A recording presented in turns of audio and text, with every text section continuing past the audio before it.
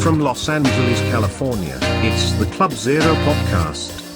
With your host, Josh Ahrens. Bar with the bar, the bang, diggy, diggy, diggy, set the boogie, set up, drop the boogie. Let's start the show.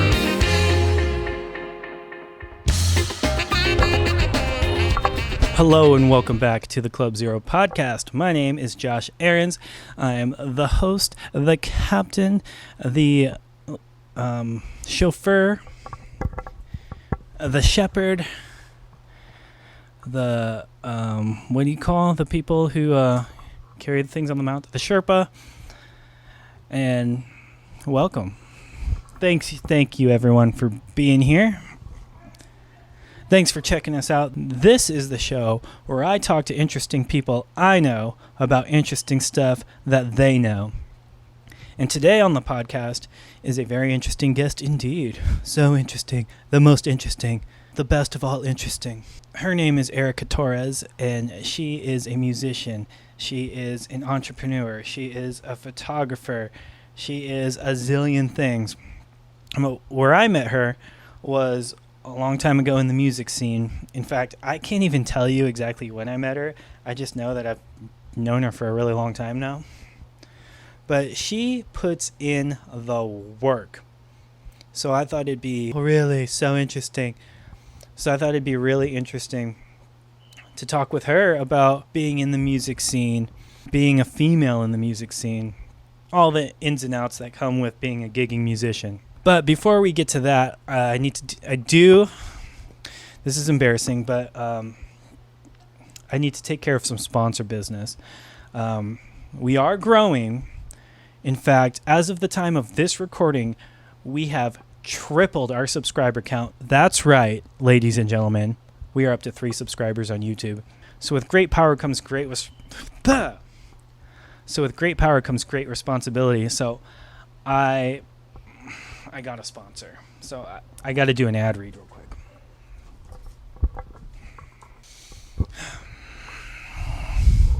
Today's show is brought to you by pyramid schemes that are totally not pyramid schemes. Would you like to make $800 right now? Well, you can start by giving me $100.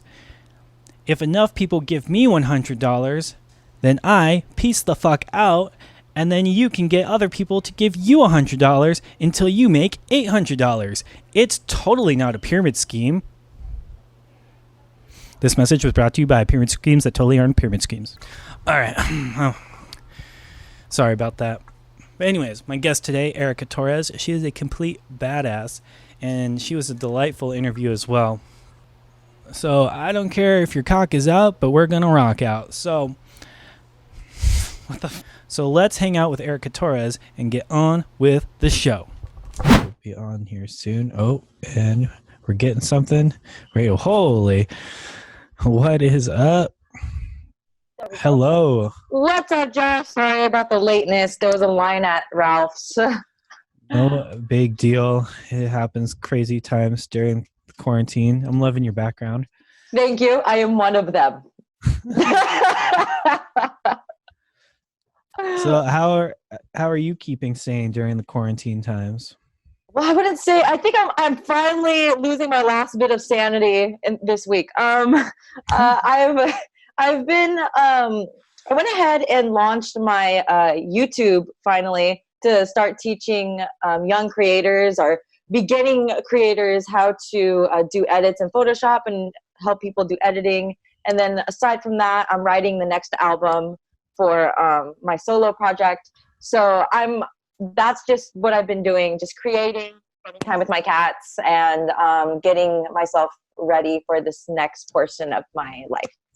For sure. I love that, myself and a lot of people I know, we have creative things to keep us occupied. That's what's keeping me sane, honestly. Well, I'll just make a studio and then I'll just do this and I'll do that. Makes me feel bad for, people who just sit in a cubicle most of the day, because what are they doing right now? I've thought about that. That's been a discussion I've had with a few of my friends. I'm like, what do normal people do? Yeah, I don't know. And normal people always look at creative people kind of sideways, like, all right, yeah, good for you. But no, they're depressed. Ah! Sorry, I'm throwing shade at people that aren't even here. Oh, yeah, they're not even here to defend themselves. Have you seen anything like crazy during quarantine Um, stuff while you do go out and about? I mean, I haven't really seen anything crazy. I think it's because I'm like indoors for the most of it. Yeah. I mean, the craziest thing that's happened when this all initially started was I got sent home for coughing, and that blew my mind. I was like, "What? You're sending me home for coughing, and I can't come back?" Like, I threw a fit. I was like, "No, like, no."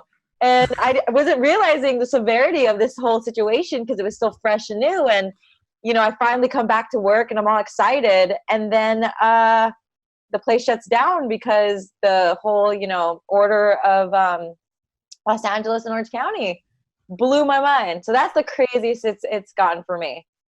Well, holy shit, Erica, look what you started. Were they nice about it? Like, hey, you're probably not feeling well, you should go home? Or were they like, get out with your ass? No, they were super, super sweet about it. I can tell, like, my manager, he didn't even want to ask me to go home. He was like, I'm so sorry. Like, because I love my job, aside from, my freelance work. I work in a music store. I'm around creatives 24/7. So I just love the atmosphere and being there. So being sent home, I was arguing and I was like, what am I supposed to do at home? It's boring there. So he felt really bad. Oh, at least he was nice about it. I'm kind of getting driven a little crazy by the people out there who are getting really uppity. If like people are in a park or something, which I kind of get it, but at the same time, you calm down, Karen. It's gonna be fine. Oh, dude, it's nuts. I heard Huntington Beach was alive and popping for the past, since it's all been happening, and they had us in the National Garden.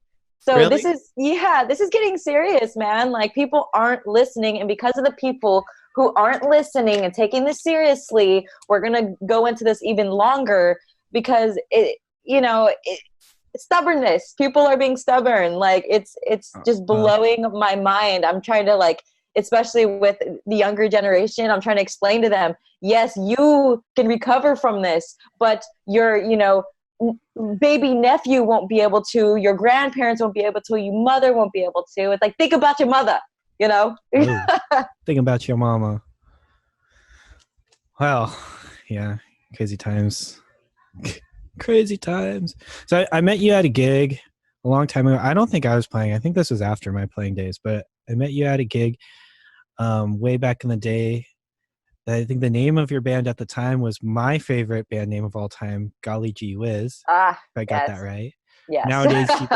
Nowadays, you guys go by Frequency Within. Is there any kind of cool meaning, significance, or just general origin story to that name?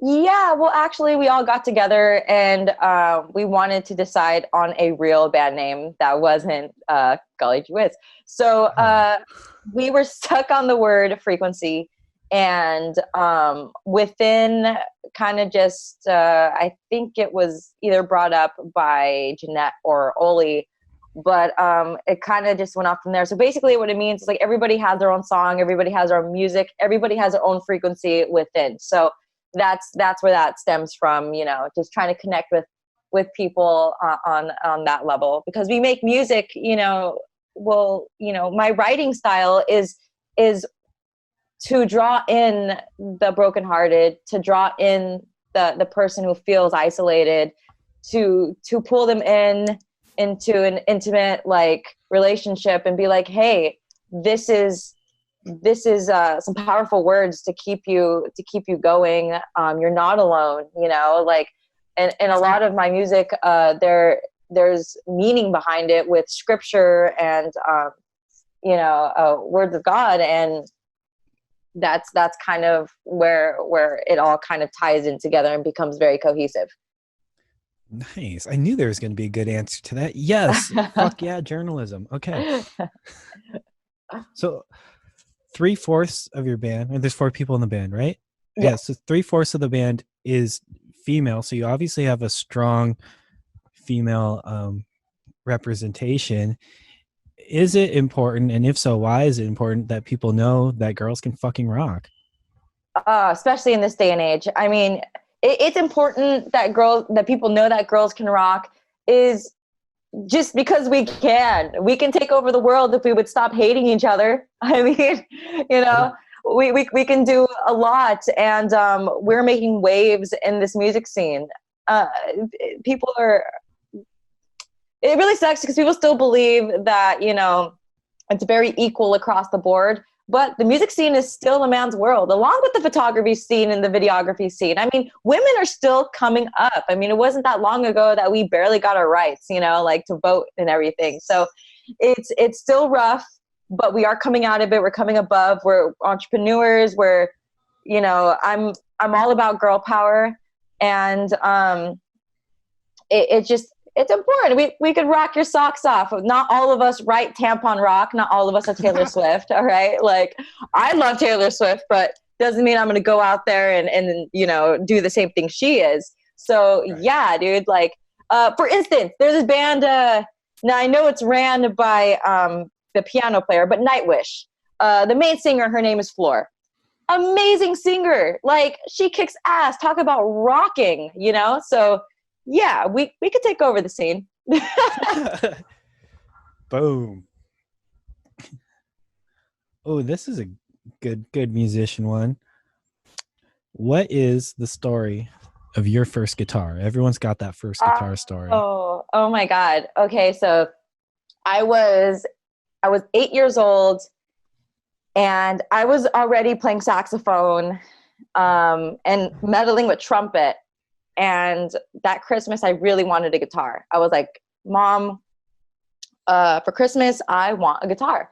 Because me and my dad were watching a lot of Jimi Hendrix DVDs, and I was just learning who Joan Jett was, and, seeing like Blondie and all these different, women in rock and stuff. And minus Jimi Hendrix. He's a guy, but he was amazing. And I was like, I want to do that. I want to play guitar. So my brother and my mom got me a First Act acoustic guitar from Walmart. And she was just like, okay, if you learn this and you actually play it, next Christmas we'll get you an electric guitar. So I sat down and I learned like 3 or 4 chords. And from there, my first song I learned was a Michelle Branch song. It was, oh God, that song Everywhere.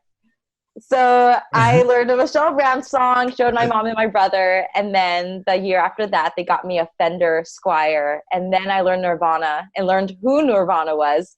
And that launched me from there. So Nirvana, I swear, is the gateway for so many musicians, especially like with it kind of in our generational area. That first, remember when you were a kid and you didn't really know that there was a difference in like quality of guitars, and like a First Act guitar is like, yeah, it's a guitar. Yeah. I thought I was all cool with my First Act acoustic. I used to bring it everywhere with me. I slapped a whole bunch of stickers on it. I thought I was the coolest person on the block. Like, I really, really did. And I'll never forget that. I mean, my brother's a butthead, but I definitely appreciate him doing that. That was really cool. Like, he got me my acoustic guitar, and I believe later on, my mom, my dad, and him went in on getting me that Fender guitar. So it's pretty cool of my brother. That's pretty cool. I remember I was that way with skateboards, because when I was a little grommet, that's when the Tony Hawk games were out. So everyone was getting into skateboards. So I was like, I need to get a skateboard. So I got this skateboard. It was like $20 for the whole thing. And it was like, it had like a reflective holographic like graphic on it. And my friends were like, where did you get this? And I'm like, Toys R Us. That is all cool. So with many arts, music especially, there's a perception of what it is that normal people see, and there's the realities. Could you maybe, if I was like a normal person who had never been involved in music at all, could you explain gig life at all? Yes, it's not as glamorous. So when normal people think, "Oh, you're in a band," so you do you play at the Honda Center?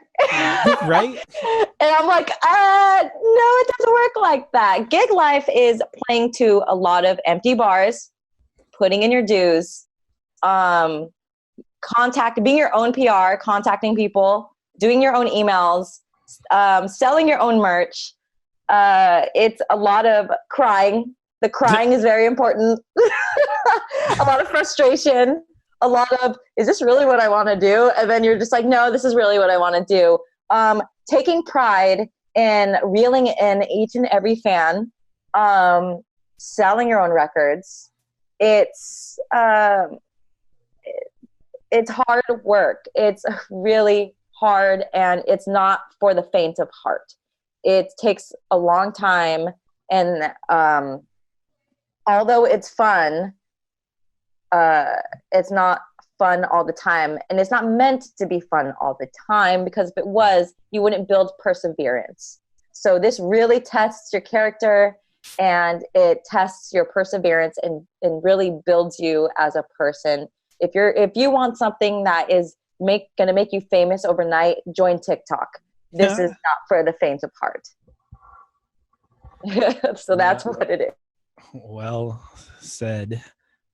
Do you have any well, I'm sure you do.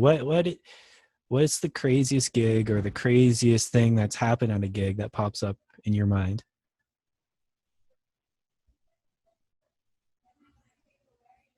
Uh-oh. We're frozen. I lost her. I think I killed my Wi-Fi. Had no Wi-Fi for a second. There we go. Admit. Technology, man. Technology. There we go. It's coming up. Connecting. Okay, there we go. Oh, yeah, I lost you there. Technology, man. Okay. Cool. More editing for me. Woo. All right. So, I'm sure you've got plenty of stories about this, but what's the craziest gig or craziest thing that's happened at a gig that pops up in your mind? Ooh, okay. So, we were, oh my God. So we were Golly Gee Whiz at the time. And, I was still coming into my own as like a front woman. So I was still like trying different things, but my main thing was always going out into the crowd and singing to them. Like, just go out there dancing with them, because I love when my artists, different artists do that. So I'm going to do it too. So on one of the gigs, and this changed my life forever, I went out off a stage and did that, and got attacked by like these women, and like they were grabbing on me, and one of them flashed me. And I was like, oh my God, what is happening? And like, I'm trying to sing my lyrics, and the other one is like whispering in my ear as I'm singing to other people. And is like, we have a hotel across the way, like, meet us. And I'm like, hey. Oh my God, this is really happening. And I look behind me to see if my band members could like help me like somehow. And they're just rocking out, and I'm like, oh my God. So I go ahead and, like detach and get back on stage.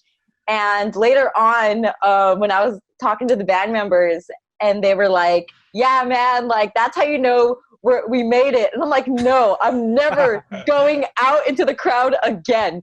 That is it. Like, I am done. So that's why, like, I'm very minimal on when I go out into the crowd. If there's too many people, I'm not going. Like, I don't know what's going to happen.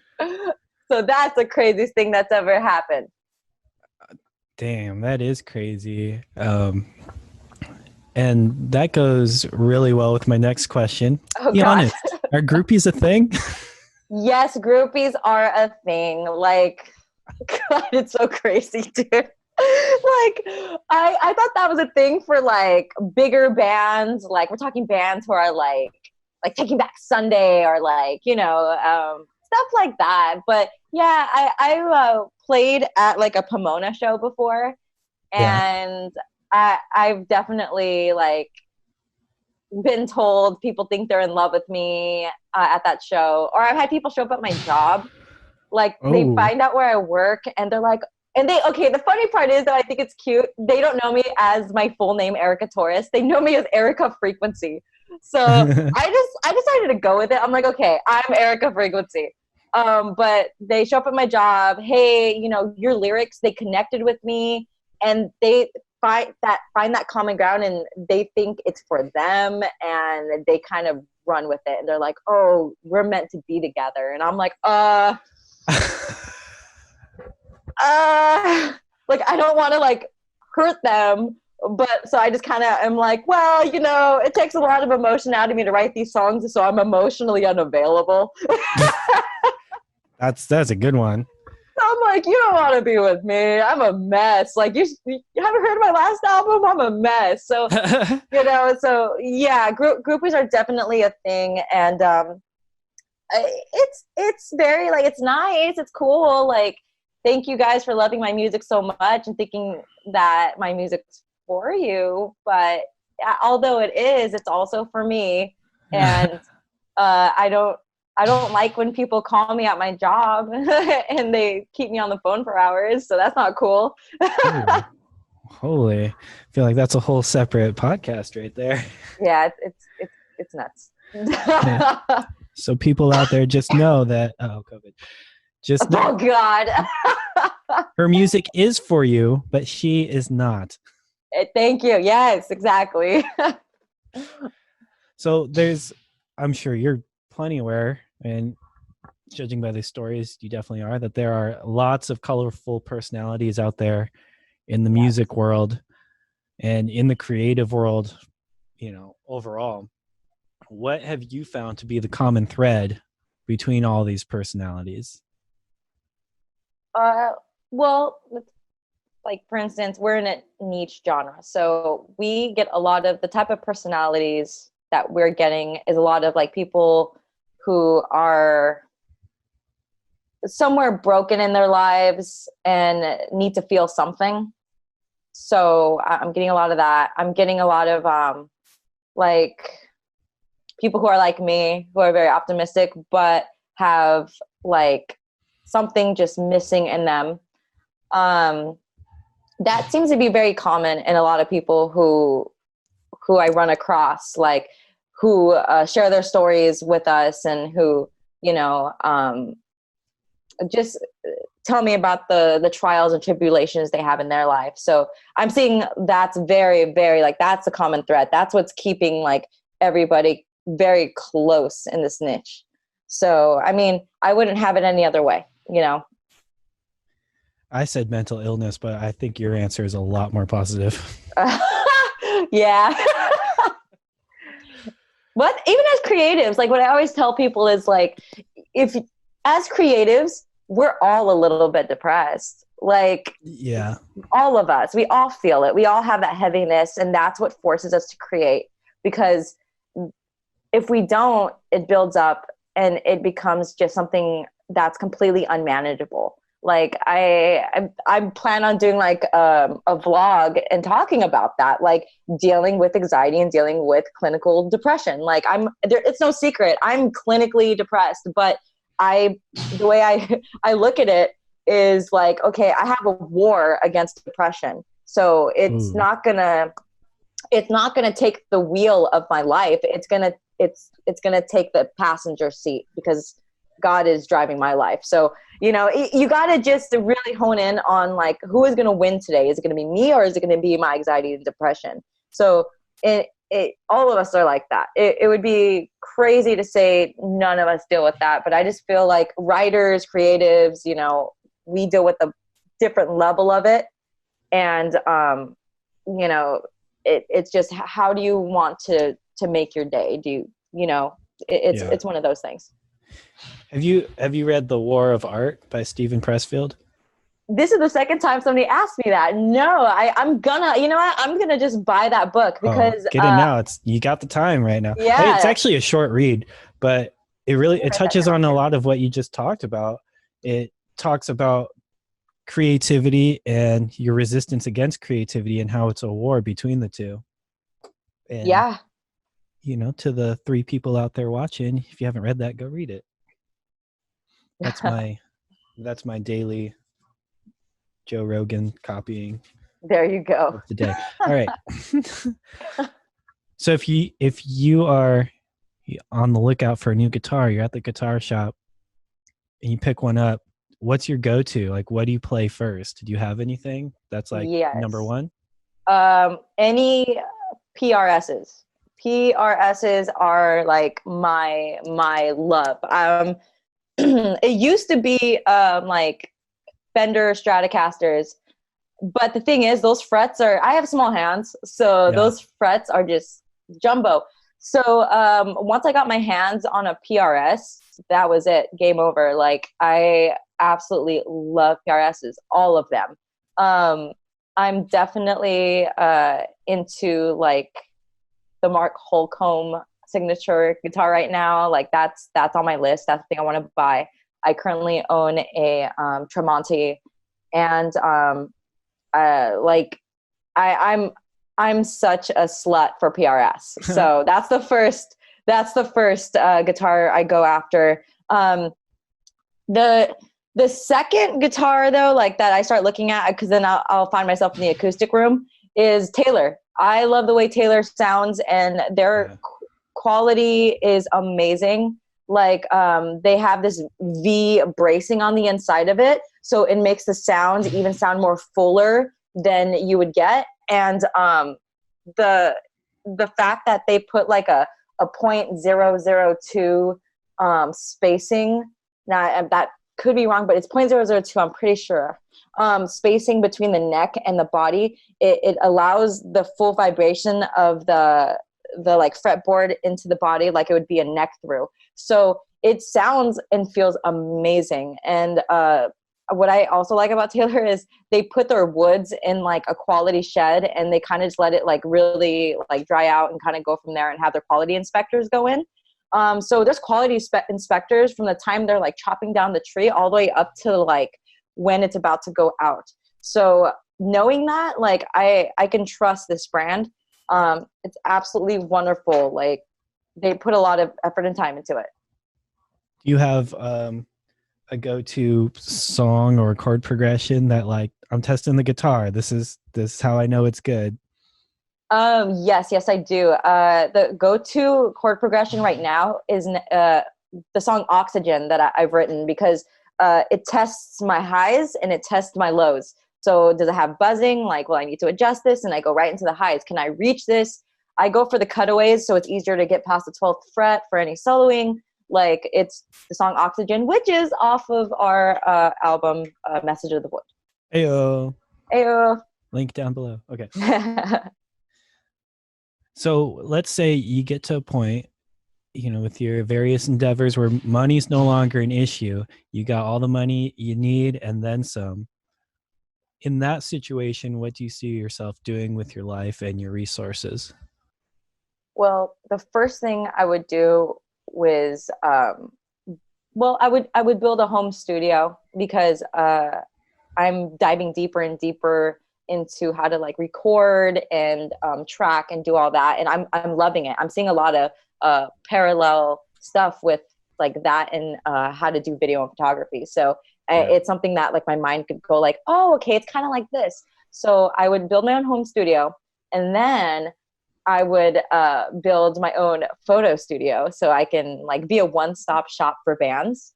And so like they can come to me, I can do their video work, and I can track them, and then I could just send it out for mastering, and do that for me, you know? So that'd be the first thing I'd do and fill my time with. And of course, you know, build my guitar collection and buy more equipment, and just, it's an ongoing cycle. I would buy a cinema camera. I would buy really? yeah, man. Like I'm looking into those and I'm like, all I can do is rent those, but I want to buy it, you know? Yeah. And invest in owning a gallery. Like that's kind of a new dream of mine. I want to own an art gallery where I can host like upcoming artists and hire a curator and do kind of that whole thing. I'm deeply in the arts and would love to do that and have that in Orange County, you know? Yeah. Badass. Hey, well, let's say you're at a gig, and after the gig, a little girl comes up to you. I don't know how she got in, but she did. And she wants to have her own band one day, and she's looking for advice. What would you tell that little girl? I would tell her to stop at nothing. Don't let anybody tell you you can't do it, and just go for it. Write music now, share it with the world, and you will blossom in this project, and it will grow into something amazing. Although it is very hard, and a lot of people will tell you to get a real job, Yep. you will find so much fulfillment in this, and you are very capable and talented to do this.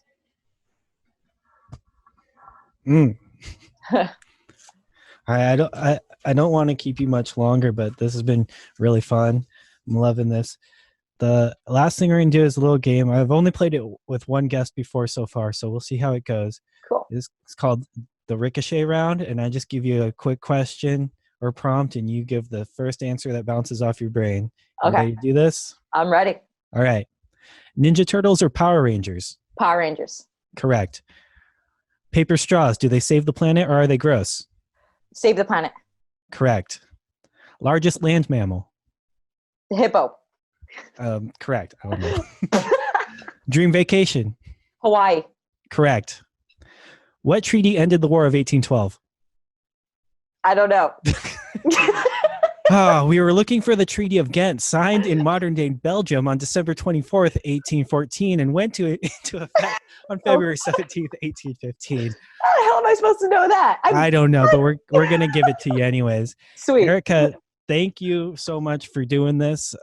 You're helping my quarantine go easier. And keep up the good work. Keep being a badass, and hopefully we'll see you at a gig soon. Yes, you too, Josh. Love you. Mwah. Take care.